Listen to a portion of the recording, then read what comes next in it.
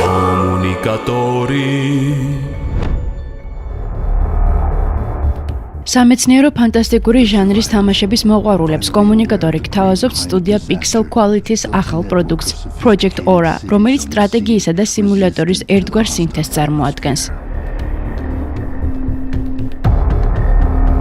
გლობალურმა დათბობამ და ბუნებრივმა კატაკლიზმებმა დედამიწაზე ცხოვრება გაუსაძლისი გახადა. ადამიანებმა კოლონიები ოკეანეებში დაარსეს და დაბინძურებული ჰაერისგან თავის დასაცავად სპეციალური თაღები დაადგეს. გეიმერების მიზანი ოკეანეში მცურავი ქალაქის ინფრასტრუქტურის გაუმჯობესება, მოსახლეობის რაოდენობის გაზრდა, ახალი ტექნოლოგიების გამოგონება და მეცნიერების სხვადასხვა დარგების განვითარებაა. თამაში Project Aura 2015 წლის 5 იანვარს Windows-ის ოპერაციული სისტემებისათვის გამოიცა.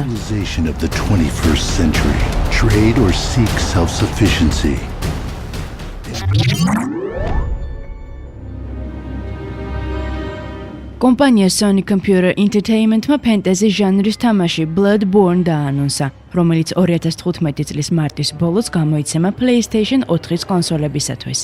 თამაში მოქმედება გამოგონილ ზღაპრულ სამყაროში ვითარდება, რომელიც მომაკვდინებელმა ეპიდემიამ მოიცვა. ადამიანები იდუმალებით მოცული ქალაქისკენ, იარნამისკენ მიემართებიან, რადგან გავრცელებული ლეგენდის თანახმად სწორედ აქ ინახება ჯადოსნური წამალი, თუმცა მწარედ ცდებიან. იარანში მათ სრული ჯოჯოხეთი ელოდებათ.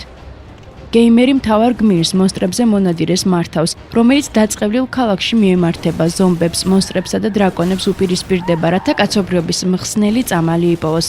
დეველოპერების თქმით, Bloodborne ფენტეზი ჟანრის ერთ-ერთი საუკეთესო თამაშია. ის PlayStation 4-ის კონსოლებთანაა თავსებადი.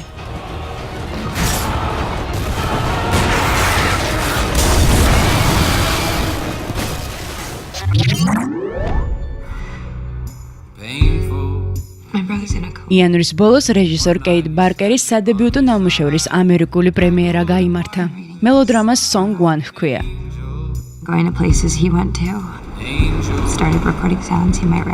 თავარ როლებში Anne Hathaway და ახალგაზრდა მსახიობი ჯონი ფლინი არიან.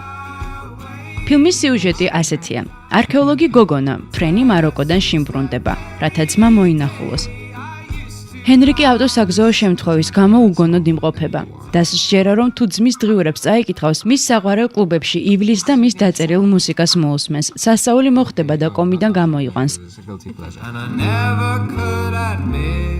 Anne Hathaway-ის პერსონაჟი ჰენრის ფავორიტ მუსიკოს გაიცნობს, რომელიც შეუყვარდება ფილმის ქრონომეტრაჟი 86 წუთს შეადგენს.